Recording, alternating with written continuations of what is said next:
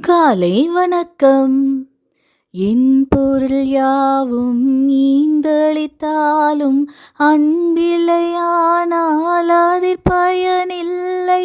அன்பே பிரதானம் சகோதர, அன்பே பிரதானம்.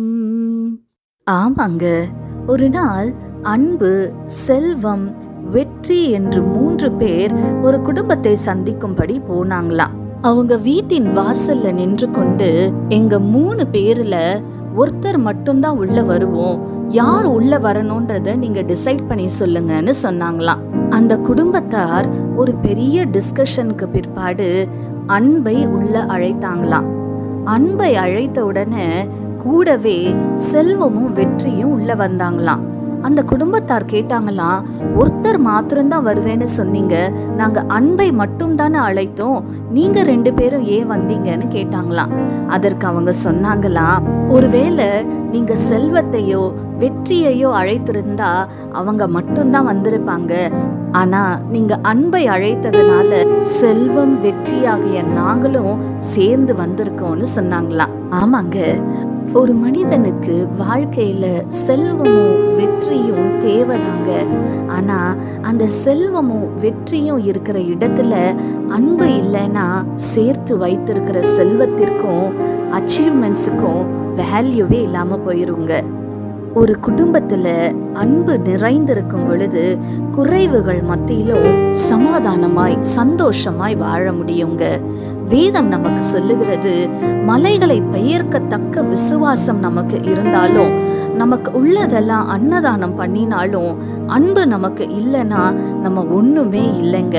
தேவனிடத்துல அன்பு கூறுகிறேன் என்று சொல்லி காண்கிற சகோதரனிடத்துல, குடும்பத்தாரிடத்துல அன்பு கூறாதவங்க பொய்யர்களா இருக்கிறாங்கன்னு வேதம் சொல்லுதுங்க. ஏன்னா காண்கிற சகோதரனிடத்துல, குடும்பத்தாரிடத்துல அன்பை காட்ட முடியாதவங்க காணாத தேவனிடத்துல எப்படிங்க அன்பு கூற முடியும்? தேவன் அன்பாகவே இருக்கிறாருங்க.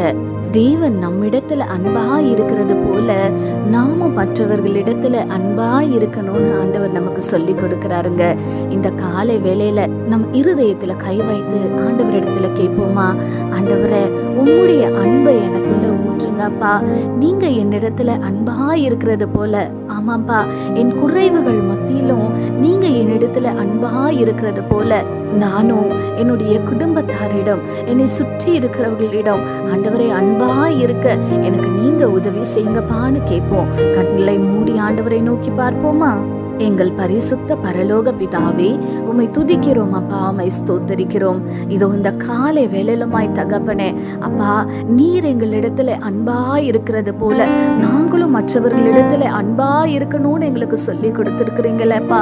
உம்முடைய அன்பு ஆண்டவரை இந்த காலை வேளையில எங்களுக்குள்ள நீங்க ஊற்றுங்க ஆண்டவரை.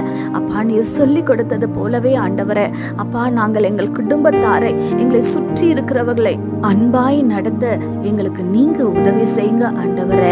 நீர் விரும்புகிறபடி அப்பா ஒரு சாட்சியுள்ள வாழ்க்கையை நாங்கள் வாழ எங்களுக்கு நீங்க கிருபை செய்யுங்க. துதி கன மகிமை யாவும் உமக்கு செலுத்துகிறோம். இயேசு கிறிஸ்துவின் வல்லமையுள்ள நாமத்தினாலே கெஞ்சி மன்றாடுகிறோம் பிதாவே, ஆமேன். இந்த நாள் உங்களுக்கு ஒரு ஆசீர்வாதமான நாளாய் இருப்பதாக. ஆமேன்.